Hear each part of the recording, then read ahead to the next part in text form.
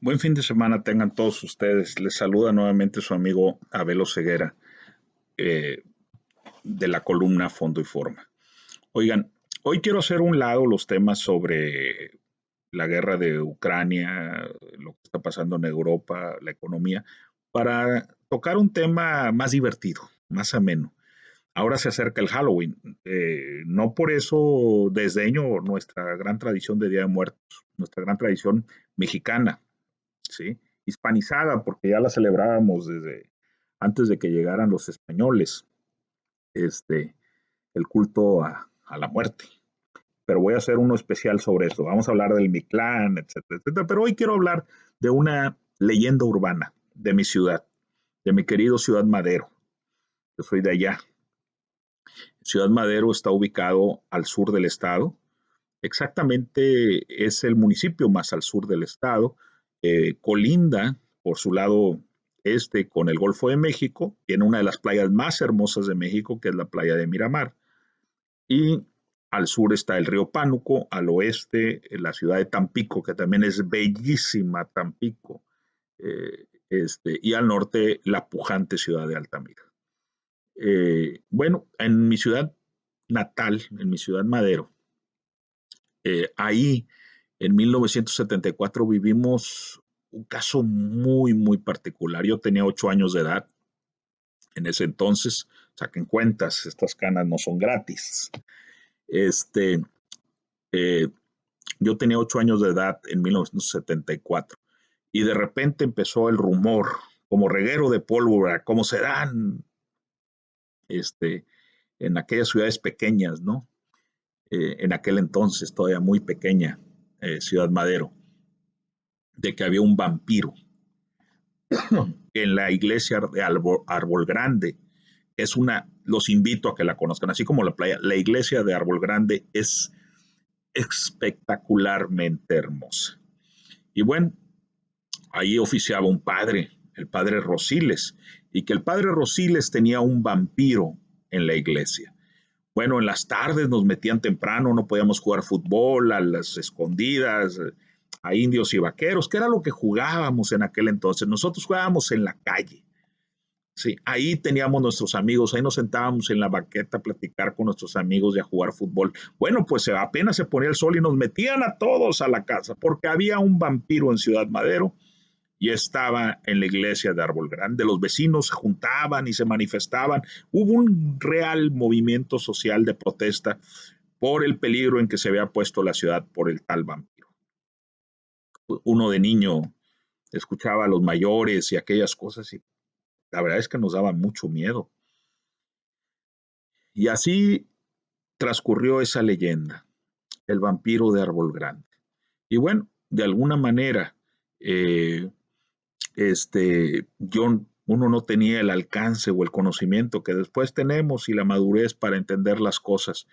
Pero había gente que lo veía, había gente que decía que se les había aparecido en la ventana de su casa, que al amanecer lo habían visto volando, etcétera, etcétera, o gente que empezaba a generar este miedo colectivo y este chismorrerío rico en tradición que caracteriza a los pueblos mexicanos. Ya con el tiempo conocí la historia de primera mano. Tuve la gran suerte de ser amigo de un gran cronista que tuvo Ciudad Madero, que era el profesor Infante. Y luego entablé con una hermosa amistad con otro amigo cronista de la ciudad de Tampico, ya fallecido, Marco Flores. Y bueno, ahí pude saber qué fue lo que pasó con el vampiro de Árbol Grande. Y aquí les va la historia, porque es extraordinaria. Resulta que cuando se construyó esta iglesia, una señora muy piadosa, una buena mujer, eh, empezó a hacer colectas. Ella era esposa de un alto funcionario de Petróleos Mexicanos, por protección de su familia. Obviamente no digo su nombre, pero era una dama extraordinaria, según me cuentan. Yo no tuve la oportunidad de conocerla. Y que ella fue la que movió mar, cielo y tierra para apoyar al padre Rosiles para construir la iglesia de Árbol Grande. Y ahí se construyó esta iglesia en, en esa época de los 50, 60, quedando una iglesia hermosísima. El funcionario se retira, se jubila y se van a vivir a Salamanca, a Guanajuato. Y ya retirado él de su trabajo, la señora, a quien el padre Rosiles le estaba muy agradecido por su piedad y por su gran tesón y su gran trabajo para construir la iglesia, como antes dije, está hermosísima. Entonces ella le pidió que le hiciera una cripta para ser sepultada ahí mismo en esa iglesia que ella había ayudado a construir. Eh, con sus colectas, con su tiempo, con su amor por Ciudad Madero.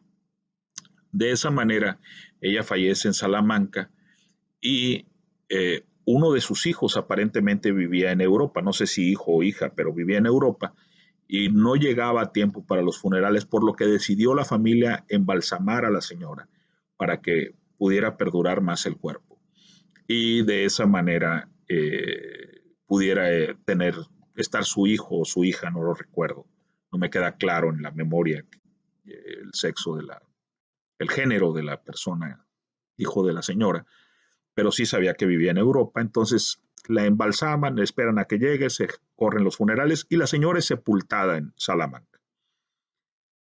Así pasan los años. Un día, el esposo de ella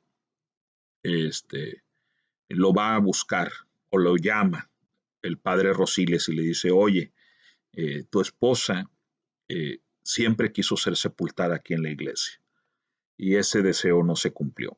Tengo un espacio para ella y para ti, eh, porque así fueron sus deseos y yo creo que hay que cumplirle.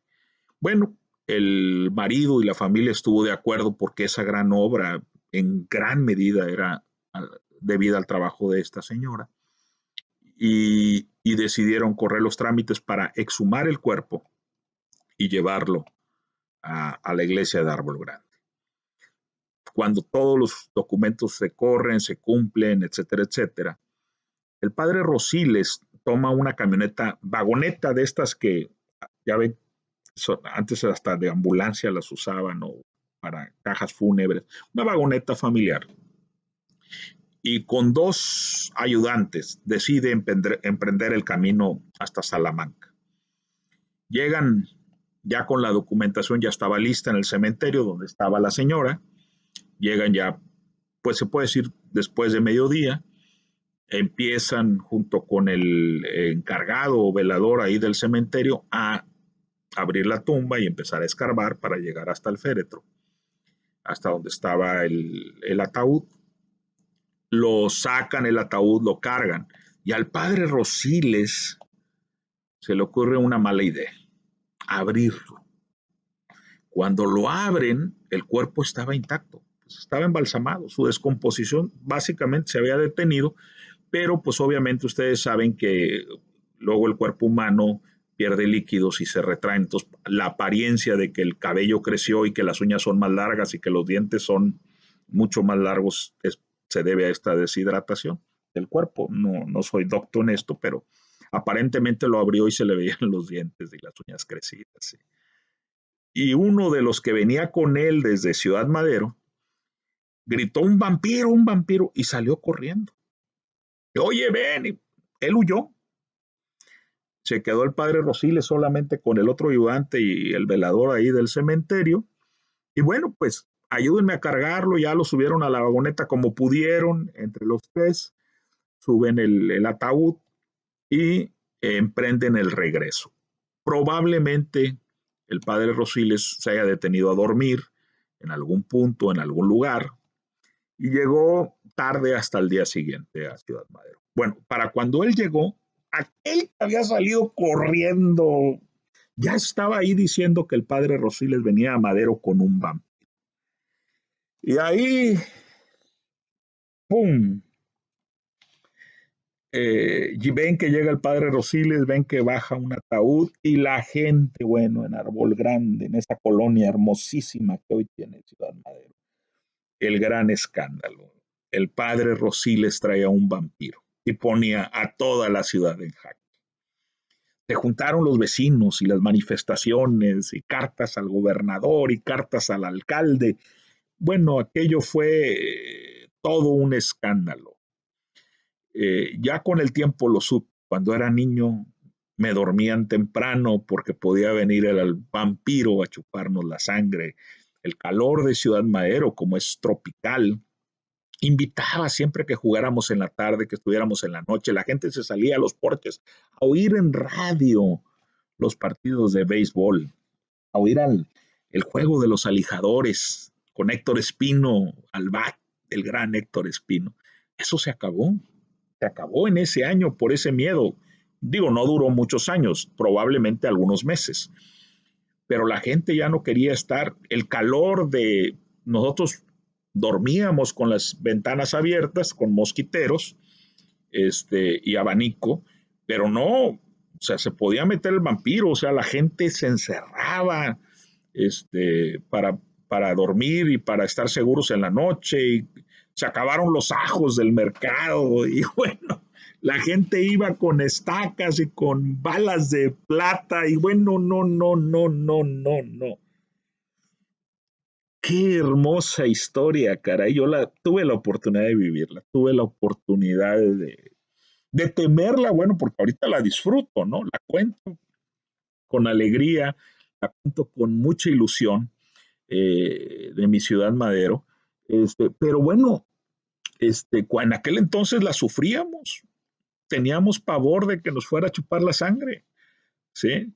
Y bueno, yo creo que ahora que viene el Halloween es un momento idóneo para que todos ustedes conozcan esta bellísima historia, esta historia que corre por las venas de los maderenses y también luego nos da ahí por separar las ciudades. La verdad es que ambas ciudades son hermosísimas y la tradición que tienen petrolera las dos ciudades es también enorme, ¿no? Este, y bueno, pero esto ocurrió precisamente en Ciudad Madero. Así es que si algún día oyen hablar del vampiro de Árbol Grande, el vampiro que llevó el padre Rosiles, ya saben de qué se trataba. Sí fue cierto, no era un vampiro, era una dama que hizo muchísimo por Ciudad Madero, era una dama que hizo mucho por su iglesia, por la iglesia católica. Era una dama devota, era una dama que de alguna manera se preocupó por hacer de Ciudad Madero un mejor lugar. No era un vampiro, era toda una dama. Que la gente desvirtúa, que la gente exagera, es otra cosa. Pero lo que sí es extraordinario es la historia, el miedo, ¿sí? Y cómo un pueblo se une cuando ven un peligro común. Eso es parte de todas nuestras tradiciones, de nuestras creencias que tenemos como mexicanos. Eh, Les agradezco mucho su atención. Mi nombre es Abel Ceguera, mi columna es Fondo y Forma. Y como siempre estoy a sus órdenes. Espero sus comentarios y espero su suscripción. Pónganle ahí a la campanita y disfrutemos estas fiestas con los niños. Eso de que digan que son fiestas paganas, etcétera, etcétera. Eh, sí son paganas, pero también hemos cristianizado muchas fiestas paganas ya con anterioridad.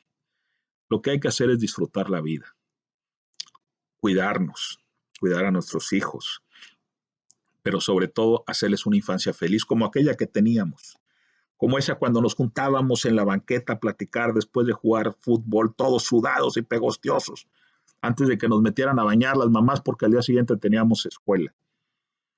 Cuando no había computadoras, no había internet. La diversión era jugar afuera.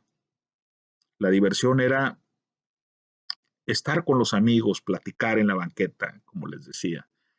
Pero por algunas semanas, tal vez algunos meses, el vampiro de Árbol Grande nos lo impidió. Nos encerró en nuestra casa, nos hizo cerrar ventanas, nos hizo pasar calores, pero también nos dejó un hermoso recuerdo de una gran leyenda humana. Como siempre, muchas gracias.